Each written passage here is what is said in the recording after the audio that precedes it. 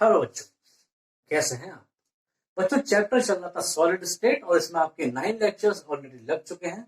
So today we are starting our 10th lecture of this chapter solid state.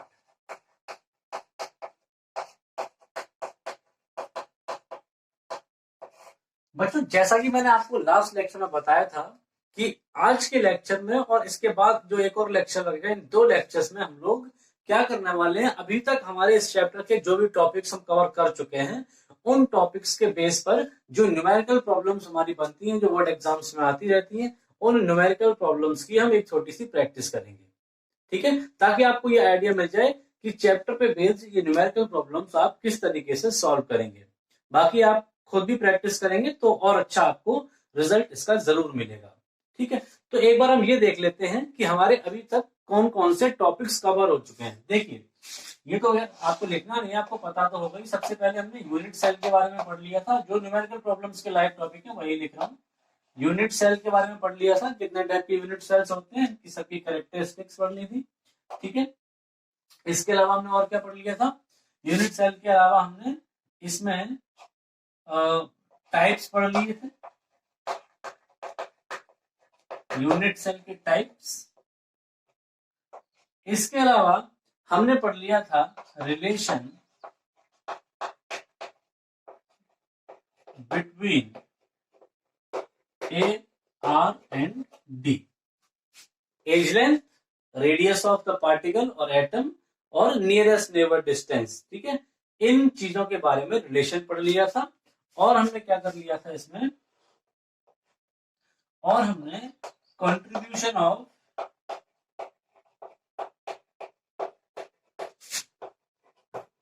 Atoms in unit cell, ये भी हमने पढ़ लिया था. या हम इसको, इसी का हमारा टॉपिक निकला था, वो निकला था रैंक ऑफ यूनिट सेल, कि टोटल नंबर ऑफ एटम्स किसी यूनिट सेल में कितने होते हैं. और इसी के रिलेटेड हमने एक चीज और पढ़ी थी, पैकिंग एफिशिएंसी. ठीक है, और क्या पढ़ चुके थे हम लोग, density, density of unit cell. लगभग इतनी चीजें हम लोग मेन जो है वो कवर कर चुके हैं. अब इनमें से एक दो टॉपिक्स ऐसे हैं जिनमें से काफी सारे न्यूमेरिकल प्रॉब्लम्स आती रहती हैं. इनमें से सबसे इंपॉर्टेंट तो आपको ये वाला टॉपिक है, डेंसिटी वाला. जो डेंसिटी का हम लोगों ने फॉर्मूला लास्ट लेक्चर में डिराइव किया था, उस फॉर्मूला के बेस पे कई सारे टाइप के न्यूमेरिकल प्रॉब्लम्स बोर्ड एग्जाम्स में आते रहते हैं. इसके अलावा इससे रिलेटेड भी प्रॉब्लम्स आती हैं, कंट्रीब्यूशन ऑफ एटम्स से रिलेटेड डायरेक्ट 1 मार्क्स के क्वेश्चन भी पूछ लेता है. और इस वाले फॉर्मूले से जो कि अलग अलग यूनिट सेल्स के लिए अलग अलग रिलेशन निकल कर आया था, इस रिलेशन वाले फॉर्मूले के बेस पर भी कई सारे न्यूमेरिकल्स हम लोग करेंगे. ठीक है, तो स्टार्टिंग करते हैं कुछ बेसिक से न्यूमेरिकल से.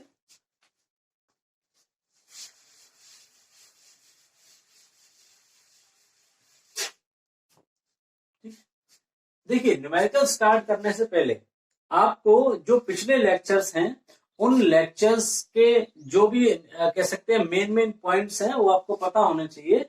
यूनिट सेल्स के बारे में, पैकिंग एफिशिएंसी के बारे में, और डिफरेंट यूनिट सेल के लिए जो रिलेशन निकला था ए आर एंड डी में, ये सब आपको मालूम होना चाहिए. ठीक है, तो देखिए, बात करूंगा अगर मैं किसी यूनिट सेल की, मैं फटाफट यहाँ पर नोट करा दे रहा हूँ. जितनी भी यूनिट सेल्स हैं, हम लोग अभी फिलहाल कौन सी वाली पढ़ेंगे, क्यूबिक वाली. ठीक है, तो किसी भी क्यूब में जो फेस के नंबर होते हैं, कितने होते हैं, 6. ध्यान से आप समझ लें, ये सारी चीजें भी काम आएंगी. हालांकि ये पहले भी बताई जा चुकी हैं, लेकिन न्यूमेरिकल करने से पहले मैं एक बार इनको बता दूं. फेसेस 6 होते हैं. इसके अलावा इसमें जो एजेस हुआ करती हैं, एजेस वो होती हैं 12. ठीक है, कॉर्नर्स कितने होते हैं, कॉर्नर्स होते हैं 8. इसके अलावा जो फेस डायगोनल होते हैं, फेस डायगोनल, आप खुद समझें, एक फेस में 2 डायगोनल हो सकते हैं. देखिए, एक ये और एक ये, और ऐसे कितने फेसेस हैं, 6. तो फेस डायगोनल कितने हो गए आपके, 12. ठीक है, इसी तरीके से एक आपका होता था बॉडी डायगोनल. बॉडी डायगोनल कितना होता है, देखिए, बॉडी डायगोनल क्या होता है, इस कॉर्नर से लेकर, ये तो हटा ही दूं मैं, ये तो फेस डायगोनल था, इस वाले कॉर्नर से लेकर और ये वाला कॉर्नर हमें दिखाई पड़ रहा है, इसको कहते हैं बॉडी डायगोनल. तो अब देखें, अपने रूम को आप इमेजिन करें, आपके जो सामने वाली वॉल है, आपके सामने वाली वॉल का आप अपर कॉर्नर ले लें और पीछे वाली वॉल का जो है लोअर कॉर्नर राइट वाला, इधर से हमने कौन सा लिया है अपर लेफ्ट और सामने वाली वॉल का लोअर राइट, और उसको मिला दें तो ये बन जाएगा बॉडी डायगोनल। ठीक है, बॉडी डायगोनल बन जाएगा। अब इस तरीके की जो बॉडी डायगोनल है कितना हो सकते हैं एक यूनिट सेल में, 4 बॉडी डायगोनल पॉसिबल होते हैं।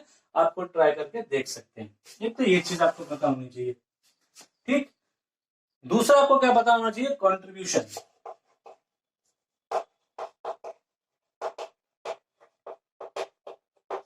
Contribution of atoms. ठीक है, जो कॉर्नर वाला एटम होता है उसका कंट्रीब्यूशन होता है 1/8 में शॉर्ट में लिख रहा हूं। जो आपका फेस सेंटर पे होता है, फेस सेंटर पर उसका कंट्रीब्यूशन 1/2 होता है। जो आपका एज सेंटर पे होता है उसका कंट्रीब्यूशन होता है 1/4।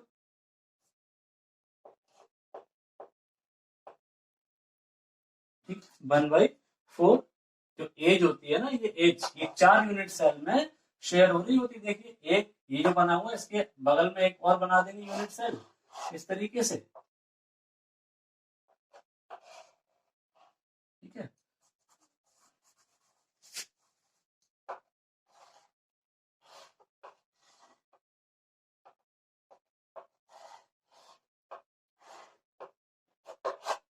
ठीक है ना। तो ये देखिए ये वाली एक तो यहाँ शेयर हो गई, एक इसके ऊपर बना दो, एक इसके ऊपर बना दो, तो 4 जगह शेयर हो जाएगी। तो 1/4 एज सेंटर का कंट्रीब्यूशन हो जाएगा। इसके अलावा जो बॉडी सेंटर हुआ करता है, बॉडी सेंटर, उसका जो कंट्रीब्यूशन होता है वो पूरा का पूरा 1 होता है। ये आपको पता होना चाहिए। और इसी के बेसिस पे हमने क्या निकाला था, इसी के बेसिस पर हमने रैंक निकाली थी, रैंक ऑफ यूनिट सेल। मैं सारी चीजें एक बार यहाँ पे लिख दे रहा हूँ। रैंक ऑफ यूनिट सेल, कितने टाइप की रैंक, कितने टाइप की यूनिट सेल थी, एक तो थी सिंपल या प्रिमिटिव। ठीक है, तो सिंपल या प्रिमिटिव में जो एटम्स थे सिर्फ कॉर्नर पर थे और कॉर्नर वाले का एक एटम का कंट्रीब्यूशन 1/8 है। टोटल 8 कॉर्नर्स होते हैं तो इसकी रैंक निकल कर आती है 1, यानी टोटल नंबर ऑफ एटम्स कितना निकल कर आते हैं 1। ठीक है, इसी को हम लोग Z से रिप्रेजेंट भी करते हैं। दूसरी बॉडी से एक होती है फेस सेंटर्ड, दूसरी टाइप की जो सेल होती है यूनिट सेल वो होती है face centred.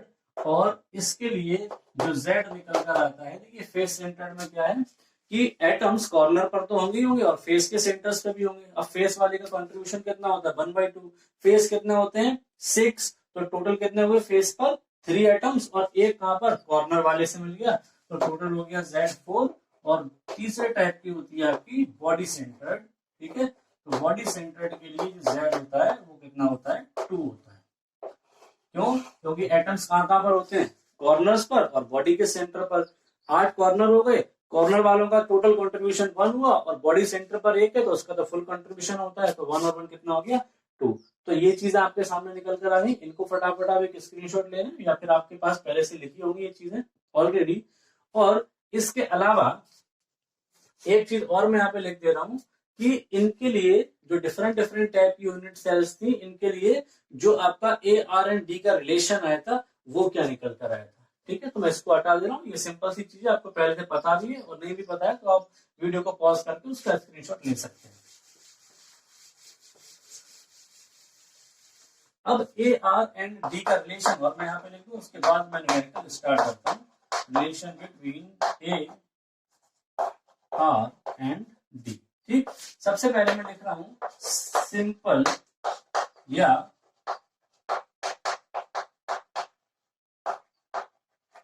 Primitive unit cell के लिए। सिंपल या प्रिमिटिव यूनिट सेल के लिए जो D होता है वो A के इक्वल होता है। अब ध्यान रखेंगे, ठीक है, D जो है वो A के इक्वल होता है और R इक्वल टू कितना होता है D/2 या R इक्वल टू क्या लिख सकते हैं आप A/2। ठीक है, ये ध्यान से देखें। इसके लिए सिंपल प्रिमिटिव के लिए, ठीक है, डायग्राम से भी देख सकते हैं। हालांकि मैं अगर इसी पे दोबारा से स्टार्ट हो जाऊंगा तो ये लेक्चर बहुत लंबा चला जाएगा, इसलिए आप थोड़ा सा रिवाइज करें तो ज्यादा अच्छा रहेगा। नियरेस्ट नेबर कौन से होते हैं, ये वाले, एक यहाँ रखा हुआ है, एक एटम यहाँ रखा हुआ है। इन दोनों के बीच की डिस्टेंस यही एज लेंथ है, इसी को डी बोलेंगे, नियरेस्ट नेबर डिस्टेंस। ठीक है, ये पूरी एज लेंथ है, इसी को हम डी बोलेंगे। तो डी इक्वल्स टू ए, और रेडियस कितनी निकलेगी इसका हाफ, यहाँ तक की तो रेडियस होगी केवल इस एटम की रेडियस, तो वो r equal to d by two, और क्योंकि डी ए के इक्वल है तो r equal to a by two यहाँ से निकल आएगा। ठीक है, इसके अलावा आप देखें फेस सेंटर्ड के लिए,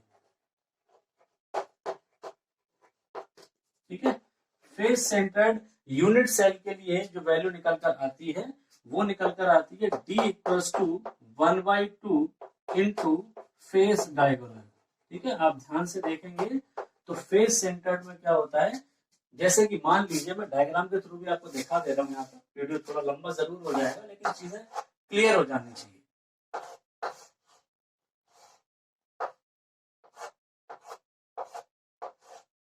ठीक है कि नहीं, यहां पर अगर एक एटम है और एक एटम ये रखा हुआ है और एक एटम ये रखा हुआ है, तो ये देखिए, हालांकि ये वाला एटम भी इसमें टच हो रहा होगा। ठीक है, शायद डायग्राम आपको उधर सही से नहीं दिख रहा होगा, तो मैं उसको यहां से हटाकर इधर बना दे रहा हूं, देखो जरा।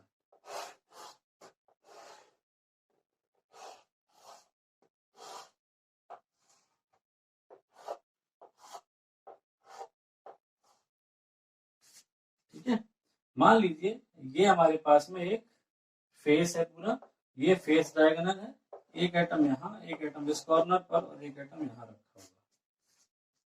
ठीक है, तो ये जो टोटल डिस्टेंस होती है ये आपकी क्या है, ये है आपका फेस डायगोनल, और नियरेस्ट नेबर डिस्टेंस क्या है, ये दो एटम नियरेस्ट हैं तो इसके सेंटर के बीच की डिस्टेंस, और चूंकि ये जो है ये फेस डायगोनल का सेंटर है, इसका मतलब ए पॉइंट फेस डायगोनल को 2 पार्ट्स में डिवाइड कर रहा है, इसका मतलब क्या होगा कि फेस डायगोनल का जो आधा है वही नियरेस्ट नेबर डिस्टेंस कहलाएगी।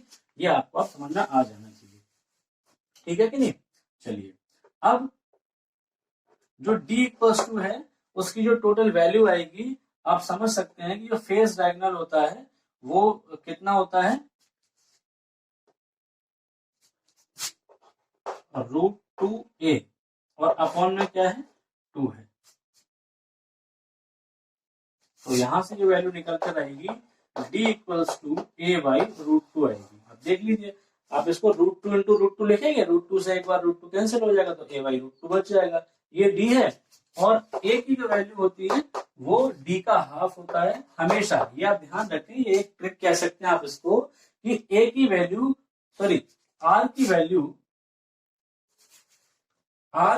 हमेशा d की वैल्यू का हाफ होगी किसी भी टाइप के यूनिट सेल में। तो अगर d की वैल्यू a बाई √2 है तो r की वैल्यू क्या हो जाएगी, इसका भी हाफ, यानी a by 2√2, r equals to a by 2√2। ठीक है, ठीक है, फेस सेंटर्ड के लिए बात होगी। इसके बाद बॉडी सेंटर्ड के लिए मैं यहां पर कहीं लिख दे रहा हूं फटाफट, ये सब चीजें ऑलरेडी मैं डिस्कस कर चुका हूं। ठीक है, तो आप थोड़ा सा उसको रिवाइज करके ये लेक्चर देखेंगे तो ज्यादा अच्छा रहेगा आपके लिए। बॉडी सेंटर्ड यूनिट सेल के लिए जो d की वैल्यू होती है, यानी कि नियरेस्ट नेबर डिस्टेंस जो होती है, वो बॉडी डायगोनल का हाफ होती है, हाफ इनटू बॉडी डायगोनल। ठीक है, बॉडी डायगोनल। अब बॉडी डायगोनल जो होता है वो कितना होता है, 4r के इक्वल होता है। तो फिलहाल तो मैं इसकी वैल्यू जो d की वैल्यू है जो निकल कर आती है, मैं पूरी अब निकलवाऊंगा नहीं, टाइम काफी लग जाएगा, वीडियो लंबा हो रहा है। √3/2a या √3a/2, ये d की वैल्यू निकल कर आई थी बॉडी सेंटर्ड के लिए, और मैंने कहा कि r की वैल्यू अगर निकालनी है तो इसका हाफ कर देंगे, इसका मतलब r की वैल्यू आ जाएगी √3/4a। ठीक है, ये आपकी r की वैल्यू आ गई बॉडी सेंटर्ड के लिए। तो इतना सारा मटेरियल आपके पास होना चाहिए, कॉपी पे नहीं, आपके माइंड में, तब आप न्यूमेरिकल प्रॉब्लम्स को आसानी से कर पाएंगे। ठीक है, तो अगर आपको नहीं भी याद है तो फटाफट इसका स्क्रीनशॉट ले लीजिए, उसके बाद हम न्यूमेरिकल स्टार्ट करते हैं। ले लिया, चलिए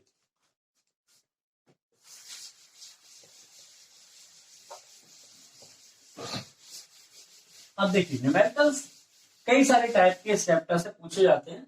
सबसे पहले हम जो न्यूमेरिकल कर रहे हैं वो रैंक के बेस पे जो न्यूमेरिकल पूछे जाते हैं, रैंक ऑफ यूनिट सेल के बेस पे या कंट्रीब्यूशन ऑफ एटम के बेस पे, उन न्यूमेरिकल्स को ले रहे हैं। काफी सिंपल न्यूमेरिकल है, ठीक है।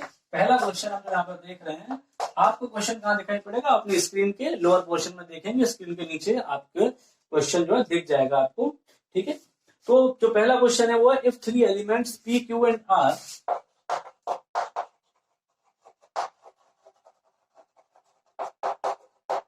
ठीक है, मैं शॉर्ट में लिखूंगा क्योंकि आप तो नीचे देख सकते हैं। If 3 elements P, Q and R crystallizes in a cubic type lattice with p atoms at the corners। Question कह रहा है कि p एटम्स कहां पर हैं? At the corners. जो p एटम्स हैं वो कॉर्नर्स पर हैं, ठीक है। और ये कह रहा है कि q एटम्स कहां पर हैं? q atoms at the cube centre. जो q एटम्स है, q atoms at the cube centre. बेटा जो बॉडी सेंटर होता है उसी को हम क्यूब सेंटर भी कहते हैं, या ध्यान रखेंगे। और क्या कह रहा है? R atoms at the edge. जो आर एटम्स हैं, आर एटम्स वो कहां पर है? एट द एज सेंटर्स, ठीक है। अब क्वेश्चन आपसे कह रहा है, right the formula of the compound. Formula पूछ रहा है आपसे, फॉर्मूला, ठीक है। तो एक बार क्वेश्चन फिर सुन लीजिए, आप स्क्रीन पर देख सकते हैं, मैं समझा दे रहा हूं क्वेश्चन। ये कह रहा है कि 3 एलिमेंट्स हैं पी, क्यू एंड आर, और इन तीनों एलिमेंट्स से क्या होता है? एक कंपाउंड बनता है क्रिस्टलाइन फॉर्म में, और उसकी क्रिस्टल स्ट्रक्चर में ये एलिमेंट्स कैसे अरेंज हैं कि सारे पी एटम्स कॉर्नर पर ऑक्यूपाई करे हुए हैं, क्यू एटम्स जो है वो क्यूब सेंटर पर या बॉडी सेंटर को ऑक्यूपाई करे हैं, और आर एटम्स जो है एज सेंटर को ऑक्यूपाई करे हैं। तो इसका फॉर्मूला क्या होगा? अब आप इस ऐसे टाइप के क्वेश्चंस के लिए क्या निकालेंगे कि डिफरेंट टाइप के एटम्स की टोटल नंबर क्या है, ठीक है। तो नंबर ऑफ पी एटम्स निकालेंगे पहले हम, नंबर ऑफ पी एटम्स। अब आप देखें कैसे निकलेगा। पी एटम्स कहां पर थे? कॉर्नर्स पर थे। कॉर्नर कितने होते हैं? 8, ठीक। अब हर पी एटम का कंट्रीब्यूशन कितना होगा यूनिट सेल में? 1/8, 1/8। इसका मतलब टोटल पी एटम्स कितना निकला है? 1। सिमिलरली हम नंबर ऑफ क्यू एटम्स भी निकाल लें। क्यू एटम्स कहां पर थे? क्यूब सेंटर पर। क्यूब सेंटर का मतलब बॉडी सेंटर। बॉडी सेंटर कितना होता है? 1। बॉडी सेंटर होता है 1, और बॉडी सेंटर वाले का कंट्रीब्यूशन भी कितना होता है? 1, यानी कि इंटू 1। तो टोटल क्यू एटम्स कितना निकल कर आए? 1। इसी तरह हम निकाल लेंगे number of R atoms. Number of R atoms, number of R atoms कैसे निकलेगा? आर एटम्स कहां पर थे? एज सेंटर पर। अब एजेस टोटल होती कितनी है आपकी? आप देखें एजेस टोटल कितनी होती है? 12 होती है एजेस, ठीक है। और एज पे रखे हुए एटम का जो कंट्रीब्यूशन होता है, थोड़ी देर पहले ही मैंने बताया, 1/4 होता है। सॉरी। तो इंटू 1/4 कर देंगे, यहां से कितना निकल कर आ जाएगा?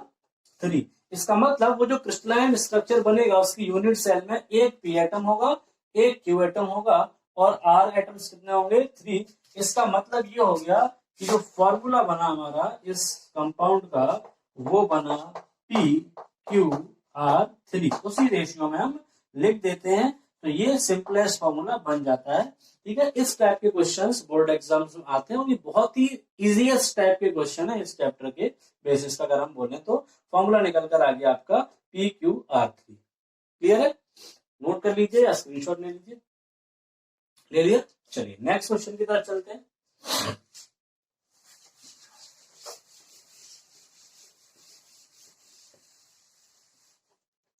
अगला क्वेश्चन है, आप स्क्रीन पर देखेंगे, question number 2। Calculate the number of atoms in a cubic based unit cell. Calculate the number of atoms, ठीक है। नंबर ऑफ एटम्स हमको निकालना है। क्यूबिक बेस्ड यूनिट सेल है, यानी क्यूबिक यूनिट सेल है, और कह रहा है having 1 atom at each corner. 1 atom at each corner. मुझे जो जरूरी चीज है वो यहाँ पे लिख रहा हूं, 1 atom at each corner. Her atom पे, हर कॉर्नर पर एक एटम लगा हुआ है उस यूनिट सेल में, और कह रहा है 2 atoms at each body diagonal.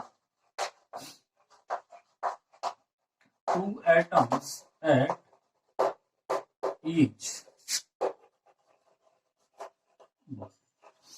ठीक, तो एक ऐसी क्यूबिक यूनिट सेल है जिसमें हर कॉर्नर पर एटम है एक, और हर बॉडी डायगोनल पर 2 एटम्स रखे हुए, तो टोटल नंबर ऑफ एटम्स कितना है। ठीक है, तो पहले हम देखें number of atoms at corners. Corner पे कितने एटम होंगे आप देखें, कॉर्नर का कंट्रीब्यूशन कितना होता है 1/8, 1/8 होता है कॉर्नर वाले आइटम का कंट्रीब्यूशन, और टोटल कॉर्नर्स कितने होते हैं 8। कितना आ गया आप देखें, कितना आ गया 1। ठीक है, इसके अलावा फिर हम देखेंगे कि number of atoms at edge sorry body diagonal. Body diagonal दिया हुआ है एट बॉडी डायगोनल। आप ध्यान रखें, पहली चीज तो ये कि जो बॉडी डायगोनल होता है, बॉडी डायगोनल, ठीक है, जो नंबर ऑफ एटम होते हैं बॉडी डायगोनल पर जो भी एटम होता है वो पूरा का पूरा कहां पर होता है यूनिट सेल के अंदर। ठीक है, कि उसके लिए उसका कंट्रीब्यूशन कितना लिया जाएगा 1 लिया जाएगा। अब आप खुद सोचें कि बॉडी डायगोनल जो है आपके सामने क्वेश्चन कह रहा है कि 2 atom at each body diagonal, यानी एक बॉडी डायगोनल पर कितने एटम हैं 2 एटम हैं। तो टोटल बॉडी डायगोनल कितना होता है हमारे पास 4 बॉडी डायगोनल होते हैं, उन पर 2 एटम है हर बॉडी डायगोनल पर, और हर एटम का कंट्रीब्यूशन फुल होता है। मैं 3 चीजों को मल्टीप्लाई यहाँ पे कर रहा हूँ। ये क्या है नंबर ऑफ बॉडी डायगोनल, जैसे यहाँ पर क्या लिखा था नंबर ऑफ कॉर्नर्स 8। ठीक है, इनटू 2 मैंने क्यों लिखा, क्योंकि मेरे पास इसमें 2 एटम दिए गए हैं, एक बॉडी डायगोनल पे 2 एटम यहाँ पर, तो कॉर्नर पर एक ही एटम था इसलिए मैंने वहां पर 1 का मल्टीप्लाई नहीं किया था। ठीक है, और 1 क्या है ये कंट्रीब्यूशन है, जैसे कॉर्नर वाले का कंट्रीब्यूशन क्या है 1/8, ऐसे ही बॉडी डायगोनल पर अगर है तो उसका कंट्रीब्यूशन 1 होगा। तो यहाँ से क्या निकल कर आता है 8। इसका मतलब जो टोटल नंबर ऑफ एटम्स हो गए वो कितना हो गए 9।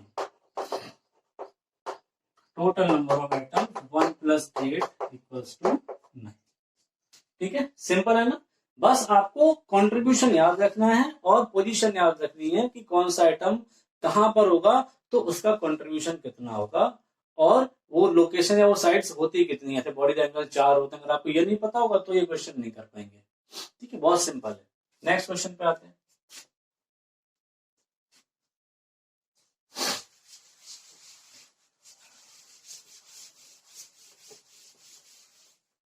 नेक्स्ट क्वेश्चन है आपका अ क्यूबिक सॉलिड। आप अपनी स्क्रीन पे देखेंगे तो आपको क्वेश्चन दिखेगा, मैं तो बुक से देखकर आपको बता रहा हूं। अ क्यूबिक यूनिट सेल या cubic solid is made up of 2 elements P and Q। Question number ये मेरे ख्याल से 3rd है। P and Q एटम से एक यूनिट सेल बना है, एक सॉलिड बना है। इसमें जो Q एटम्स है वो कॉर्नर पर प्रेजेंट है, ये वाले कहां पर है कॉर्नर्स पर है Q एटम्स, और P एटम्स जो है ये वाले एटम कहां पर है बॉडी सेंटर पर। ये एटम कहां पर है ये बॉडी सेंटर पे है। ठीक है कि नहीं। और क्या कह रहा है वो, what is the formula of the compound, what are the coordination number of atoms P and Q। ठीक है, 2 चीजें पूछ रहा है, एक तो पूछ रहा है आपसे फॉर्मूला और पूछ रहा है क्या कोऑर्डिनेशन नंबर।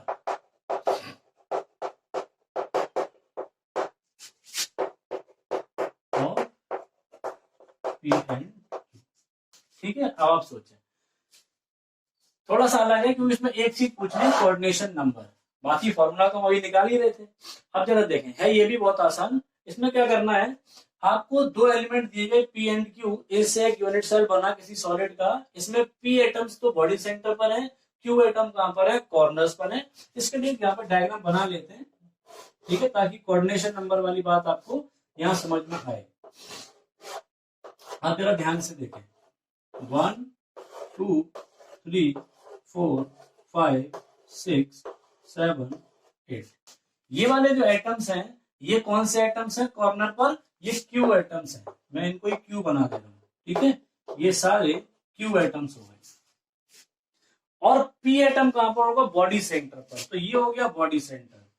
ये मैं सॉलिड बना दे रहा हूं, ये क्या है P है। अब आपसे क्या कह रहा है, पहले तो फॉर्मूला, तो देखो सबसे पहले फॉर्मूला निकालने के लिए नंबर निकालनी पड़ती है। तो नंबर ऑफ Q एटम्स, अब आप समझ चुके होंगे कैसे निकलेगी क्यू एटम है कितने कॉर्नर पर, 8 कॉर्नर पर, कंट्रीब्यूशन हर एक का कितना होता है 1/8, तो कितना निकला, क्यू एटम कितने निकले 1। और number of P atoms, number of P atoms, P atom कहां पर थे, बॉडी सेंटर पर थे।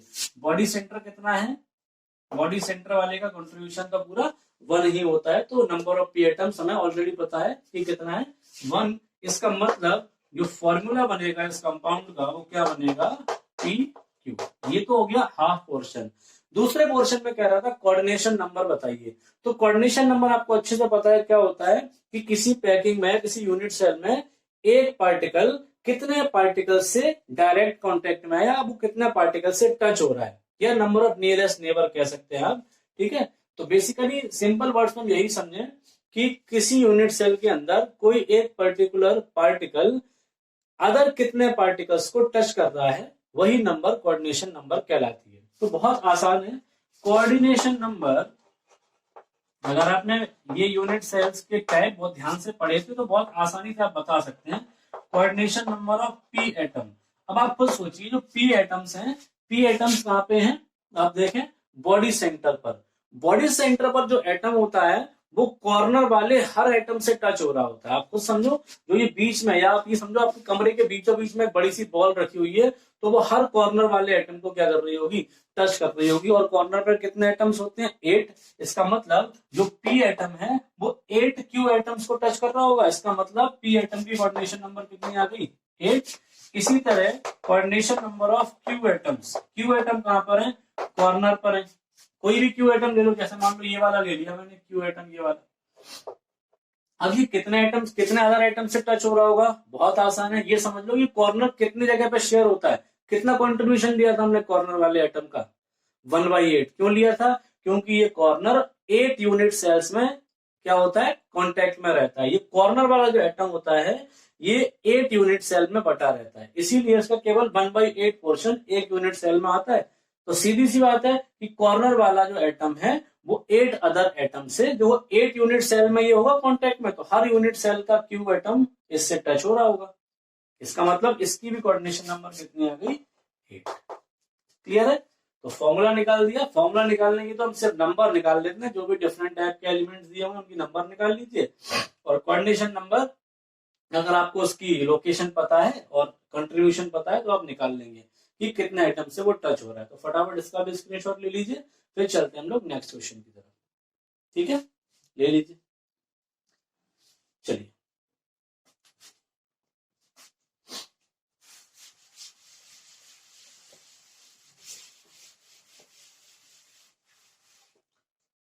अगला क्वेश्चन जो है, अब हम कर रहे हैं एक दो ऐसे क्वेश्चन जो किस पे हैं, बेस्ड ऑन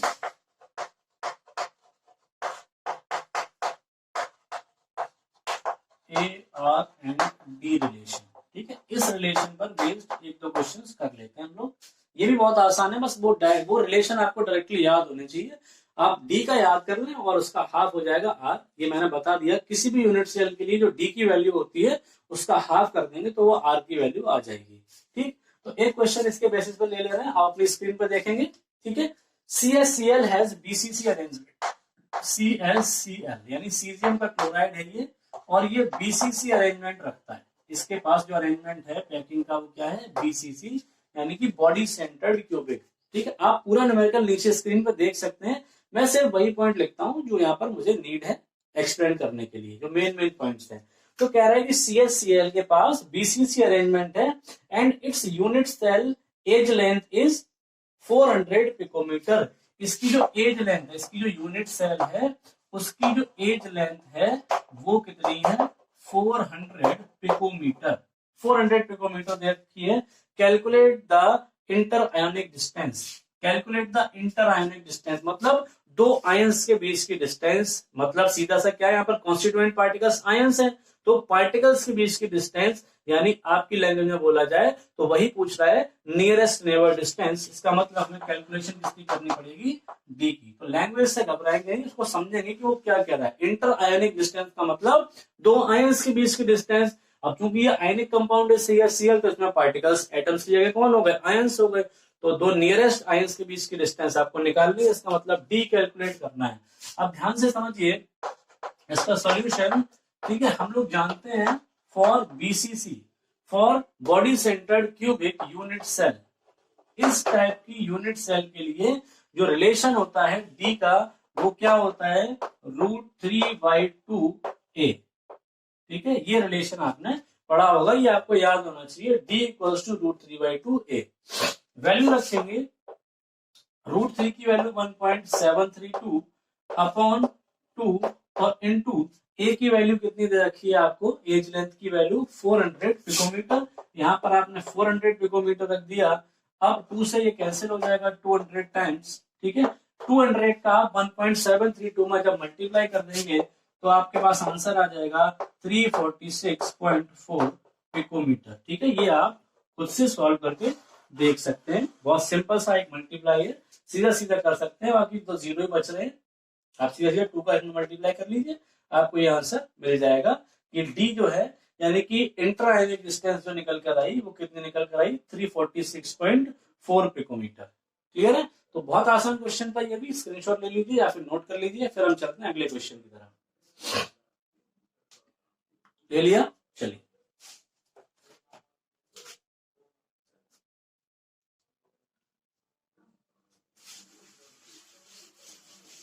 तो नेक्स्ट क्वेश्चन देखते हैं, आपने स्क्रीन पर देखिए। नेक्स्ट क्वेश्चन जो है हमारे पास, नंबर आप देख लीजिए, मेरे ख्याल से जो नंबर होगा वो 5 होगा। ठीक, आप चेक करना क्या नंबर है। देखिए क्वेश्चन क्या कह रहा है, आप अपनी स्क्रीन पर देखेंगे। क्वेश्चन कह रहा है कि lithium forms body centred cubic crystals. Lithium atom है ये बॉडी सेंटर्ड क्यूबिक क्रिस्टल बना रहा है, यानी लिथियम का जो क्रिस्टलाइजेशन है वो बीसीसी अरेंजमेंट में हो रहा है। क्वेश्चन कह रहा है calculate the atomic radius of lithium. आपको ये क्वेश्चन पूछ रहा है कि आप लिथियम की एटॉमिक रेडियस यानी कि आर कैलकुलेट करिए if the side of the unit cell is 351 picometer. ठीक है, अगर साइड यानी कि जो एज लेंथ है, एज लेंथ की जो वैल्यू आपको दी जा रही है वो दी जा रही है 351 पिकोमीटर, और एज लेंथ को हम ए से डिनोट करते हैं। ठीक है, इसका मतलब यहाँ पर आपको ए और आर का रिलेशन चाहिए होगा। अब हम लोग जानते हैं कि काफी आसान है, बस आपको ये रिलेशन आने चाहिए। ठीक है, हम लोग क्या जानते हैं, फॉर बीसीसी यानी बॉडी सेंटर्ड क्यूबिक अरेंजमेंट के लिए जो आर की वैल्यू होती है वो होती है √3/4 इंटू ए। और अगर आपको डायरेक्टली नहीं याद है तो जो डी की वैल्यू थी आप उसका हाफ कर देंगे तो वो आर की वैल्यू आपको दे देगा। किसी भी टाइप के यूनिट सेल में आर की वैल्यू यानी रेडियस की वैल्यू डी की वैल्यू की हाफ होती है, यानी नियरेस्ट नेबर डिस्टेंस की हाफ होती है। वैल्यू पुट करेंगे 1.732 इंटू 351 अपॉन 4। ठीक है, तो एक काफी सिंपल सी कैलकुलेशन है, आप 4 से इसको कैंसिल कर सकते हैं, 4 8 32 हो जाएगा। यहाँ पर फिर कितना बचेगा, 3 बचेगा, और इधर 31 हो जाएगा, तो ये कितने टाइम चला जाएगा, 7 टाइम्स 87। फिर पॉइंट लगाना पड़ेगा और फिर ये 7 टाइम्स और 5 टाइम्स आगे जाकर कैंसिल होगा। आप इसको खुद से ट्राई कर सकते हैं, कोई बहुत बड़ी कैलकुलेशन नहीं है जिसके लिए मैं बहुत ज्यादा यहाँ पर टाइम वेस्ट करूँ। ठीक है, अगर मैं कैलकुलेशन भी करूंगा प्रॉपर तो लेक्चर्स काफी लंबे हो जाएंगे, और बहुत सिंपल सी कैलकुलेशन है, कोई डिफिकल्ट कैलकुलेशन आएगी तो मैं वो ही बता दूंगा। फिर आप 87.75 का जब मल्टीप्लाई करेंगे 1.732 में, तो यहाँ पर आपके पास जो वैल्यू आएगी वो मैं यहाँ पे लिख दे रहा हूँ, आप मल्टीप्लाई करके चेक कर सकते हैं, 151.98 पिकोमीटर ये एटॉमिक रेडियस निकल कर आ जाएगी लिथियम की। ठीक है, कोई दिक्कत नहीं होनी चाहिए इस क्वेश्चन में, बहुत ही आसान है, स्क्रीनशॉट ले लीजिए या नोट कर लीजिए। चलते हैं फिर अगले क्वेश्चन की तरफ, नोट करिए। चलिए,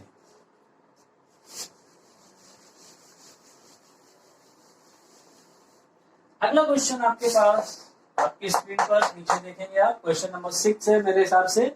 इसमें क्वेश्चन ये कह रहा है कि the unit cell cube length for LiCl, एक एटम दे रखा, एक वो दे रखा है कंपाउंड LiCl, और एक हिंट दे रखी है कि इसकी जो स्ट्रक्चर है वो NaCl लाइक स्ट्रक्चर है। ठीक है, इसमें थोड़ा सा आपको प्रॉब्लम हो सकती है क्योंकि इसमें एक चीज जो है वो आपको पता होनी चाहिए, तभी ये न्यूमेरिकल आप कर पाएंगे। तो क्वेश्चन कह रहा है कि unit cell cube length of LiCl, ठीक है, इज 5.14 एंगस्ट्रॉम। इसके लिए जो ए की वैल्यू दे रखी है वो है 5.14 एंगस्ट्रॉम। क्लियर है? और कह रहा है assuming A9 A9 contact calculate the ionic radius of the chloride ions. Actual में आपको आर निकालना है। अब जरा सोचो, ये जो आपको इंफॉर्मेशन दे रखी है इसमें कहीं पर ये नहीं बताया गया कि ए और आर का रिलेशन कौन सा वाला लगाएं, हम बॉडी सेंटर्ड वाला लगाएं, सिंपल वाला लगाएं या फेस सेंटर्ड वाला लगाएं। इस चीज को समझने के लिए उसने एक हिंट दे रखी है कि इसकी स्ट्रक्चर कैसी है, NaCl लाइक स्ट्रक्चर है। तो आपको NaCl की स्ट्रक्चर मालूम होनी चाहिए कि किस टाइप की यूनिट सेल NaCl की होती है। तो आपकी जानकारी के लिए बता दूं कि NaCl की जो पैकिंग होती है वो FCC टाइप की यूनिट सेल से मिलकर बनती है, जिसको हम CCP भी बोलते थे, क्यूबिक क्लोज्ड पैकिंग। ठीक है, अब इसमें होता क्या है मैं यहाँ पर दिखाऊंगा एक छोटा सा एग्जाम्पल के तौर पर। इसमें जो अरेंजमेंट होता है इसमें एक्चुअल में क्या होता है, जब कैटाइन और एनाइन से कोई चीज बनती है, कोई क्रिस्टल बनता है, तो एनाइंस चूंकि लार्जर कह सकते हैं साइज में होते हैं, तो जो मेन लैटिस साइड्स होती हैं उनको कौन कवर कर रहा होता है, उनको कवर कर रहे होते हैं एनाइंस। तो ये मेन लैटिस साइड्स जो है कॉर्नर वाली है, ठीक है, ये हो गई। और कौन सी है, फेस सेंटर में, ये फेस के सेंटर पर भी कौन होगा, ये फेस के सेंटर पर भी कौन होगा, बताइए आप खुद समझिए, फेस के सेंटर पर भी कौन होगा, एनाइन यानी कि क्लोराइड। ठीक है, अब आप समझ सकते हैं कि ये सारे के सारे क्या है, क्लोराइड आइंस हैं। 1 2 3 4 ये कॉर्नर्स पे हैं। मैंने सारे फेस सेंटर्स में नहीं बनाए हैं, डायग्राम हॉचपॉच हो जाएगा। अभी मैं सिर्फ एक फेस निकालकर आपको इसको बता दूंगा। जैसे मान लीजिए मैं अगर ऊपर वाला फेस निकाल कर ले आता हूँ, ऊपर वाला फेस कुछ इस तरीके का होगा, ठीक है, तो इसके फेस सेंटर पर एक क्लोराइड रखा होगा और एक क्लोराइड कहां पर होगा, इसके इस कॉर्नर पर, और एक क्लोराइड इसके इस कॉर्नर पर भी होगा। बताइए, आप सोच रहे होंगे फिर Na कहां जाएगा, तो Na इतना छोटा होगा कि इनके जब ये जुड़ेंगे आपस में, इनकी जो पैकिंग होगी, इनके बीच में जो स्पेस बचता है जिसको हम वॉइड कहते हैं, तो जो वॉइड वाली जगह होती है उसको ऑक्यूपाई कौन कर लेता है, कैटायन ऑक्यूपाई कर लेता है। अभी हम लोग इसको डिटेल में पढ़ेंगे आयनिक क्रिस्टल्स की स्ट्रक्चर को और वॉइड्स वगैरह को अगले लेक्चर में। ठीक है, तो फिलहाल आप ये समझ लीजिए कि जो क्लोराइड एटम्स का, क्लोराइड आयंस का जो अरेंजमेंट है वो कहां पर है, इस तरीके का है। ये हमने ऊपर का एक फेस निकाल के अलग कर लिया है। ये एक कॉर्नर का आइटम है, ये भी एक Cl लगा हुआ है, एक यहाँ पर Cl माइनस लगा हुआ है क्लोराइड आयन, और एक होगा फेस के सेंटर पर। अब इनकी यहाँ से लेके यहाँ तक की जो पूरी डिस्टेंस होगी, ठीक है, ये तो फेस डायगोनल के बराबर है। बोलिए, ये फेस डायगोनल है पूरा।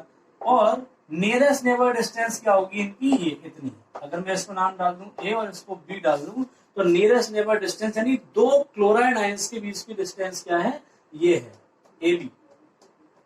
ठीक है, तो मैं यहां पे लिख रहा हूं डिस्टेंस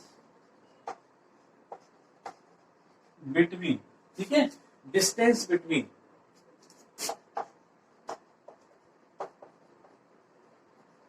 टू क्लोराइड आयंस कितनी हो जाएगी, फेस डायगोनल का आधा, हाफ इनटू फेस डायगोनल। मैं आपको बेसिक बता रहा हूं, डायरेक्ट फॉर्मूले के बेस पे भी आप कर सकते हो। ठीक है, वैसे तो कर ही रहे हैं डायरेक्ट फॉर्मूले के बेस पे, ये थोड़ा अलग तरीके से देख लेते हैं। तो 1/2 फेस डायगोनल कितना होता है, √2a। फेस डायगोनल की वैल्यू क्या होती है, √2 इंटू साइड। ठीक है, ये तो हो गया क्या, डिस्टेंस बिटवीन क्लोराइड आयंस। लेकिन हमसे क्या पूछ रहा था, आर पूछ रहा था, तो ये तो किसकी वैल्यू हो गई, ये डी की वैल्यू हो गई। और हमने आपको बताया था कि आर की वैल्यू हमेशा डी की वैल्यू का हाफ होती है। इसका मतलब जो आयनिक रेडियस है, आयनिक रेडियस ऑफ क्लोराइड, वो कितनी हो जाएगी, D/2। D/2 का मतलब क्या हो गया कि भाई 1/2 इंटू √2a, ये तो ऑलरेडी था, अपॉन में एक और 2 लगा दो, ये लगा दो, क्या निकल कर आ गया, √2a/4। √2a/4 निकल कर यहाँ पर आ गया। अब इसमें आप a की वैल्यू को पुट कर दीजिए, और a की वैल्यू रखने के बाद आपके पास आंसर आ जाएगा। तो वो मैं इधर के ही लिख दे रहा हूँ, ये वाला डायग्राम हटा दे रहा हूँ। ठीक है,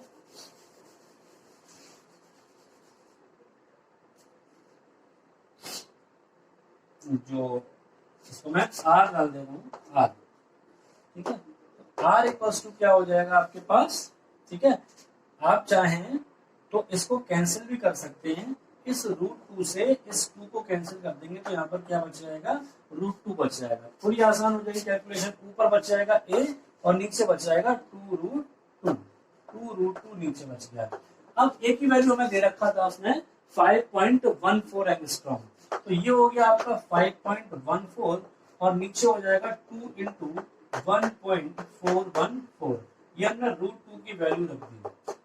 जब आप इसमें मल्टीप्लाई करेंगे तो ये हो जाएगा 2.828, ये r की वैल्यू है।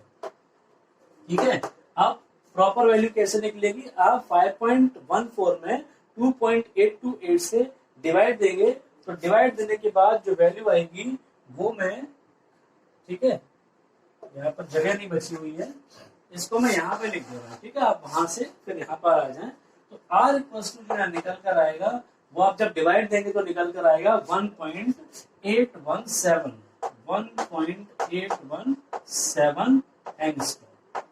ठीक है, आप इसको 1.82 भी लिख सकते हैं राउंड ऑफ करके, ये इसकी इंटर आयनिक डिस्टेंस क्लोराइड आयंस की निकल कर आ जाएगी। क्लियर है? ठीक है, चलिए इसको भी नोट कर लीजिए या स्क्रीनशॉट ले लीजिए। ले लिया? चलिए एक और क्वेश्चन हम लोग कर लेते हैं इस टाइप का।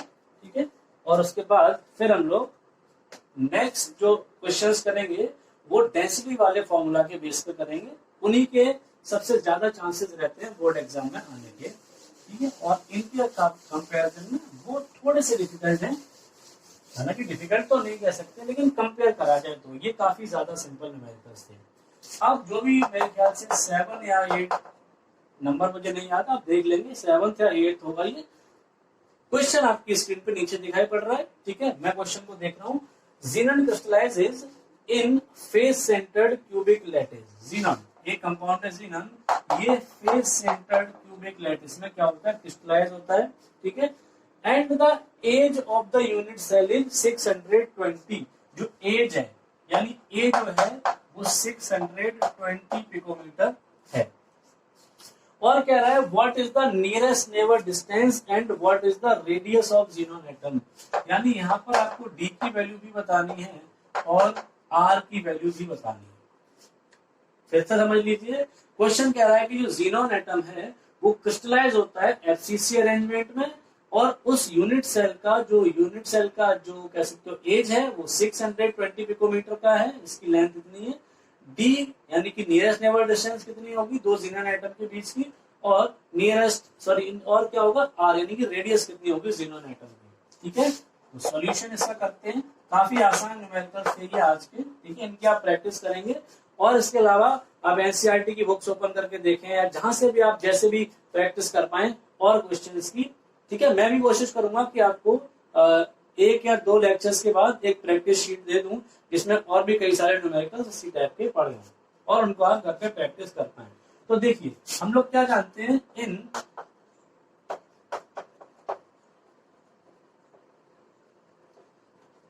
FCC arrangement. ठीक है, FCC अरेंजमेंट में जो d की वैल्यू होती है, नियरेस्ट नेबर डिस्टेंस, वो होती है a/√2। समझे, a/√2 होती है। अब आप समझ लें a की वैल्यू तो उसने कितनी दे रखी है, 620, और √2 की वैल्यू हमको पता है 1.414। तो कुछ करना ही नहीं है, सिर्फ आपको यहाँ पे डिवाइड दे देना है और ये वैल्यू निकल कर आएगी 428.47 पिकोमीटर। ठीक है, कैलकुलेशन आप अपने आप करके देख सकते हैं, आपको जस्ट डिवाइड देना है 620 में 1.414 का, then you will get this value. Definitely ये वैल्यू आपके पास आ जाएगी। इसके बाद आपसे पूछ रहा था कि xenon एटम की रेडियस क्या होगी, तो रेडियस के लिए हम r का फॉर्मूला लगा देंगे। हमने बताया था r हमेशा d का हाफ होता है, तो अगर d a/√2 है, इसका हाफ कितना हो जाएगा, यहाँ पे 2 लगा दीजिए, तो ये r की वैल्यू हो गई a/2√2, और यहाँ पर आप वैल्यू रखे हैं 620/2 इंटू 1.414, तो 620/2.828। ठीक है, ये कैलकुलेशन यहाँ पर आएगी। तो अगर आप 620 में 2.828 का डिवाइड देंगे तो आपके पास जो वैल्यू आएगी 219.2 123 पिकोमीटर आ जाएगी। आप डिवाइड करके देख सकते हैं। ठीक है, तो काफी आसान न्यूमेरिकल्स हैं, लेकिन कंडीशन एक ही है कि आपको हर टाइप की यूनिट सेल के लिए ये रिलेशंस, ये जो रिजल्ट्स मैंने स्टार्टिंग में बताए थे न्यूमेरिकल शुरू करने के, वो सारे रिजल्ट आपको मालूम होने चाहिए। ठीक है, तो मिलते हैं अगले लेक्चर में कुछ और न्यूमेरिकल्स के साथ जो कि बेस्ड होंगे डेंसिटी के फॉर्मूला पर। उसमें चाहे हमसे रेडियस कैलकुलेट करवाएगा, चाहे वो मोलर मास कैलकुलेट करवाएगा या एटॉमिक मास, ठीक है, चाहे वो डेंसिटी कैलकुलेट करवाएगा। ठीक है, ये सब चीजें हम लोग देखेंगे नेक्स्ट लेक्चर में। तब तक आप इनकी प्रैक्टिस करिए, घर पे रहिए, सुरक्षित रहिए और पढ़ते रहिए। Thank you.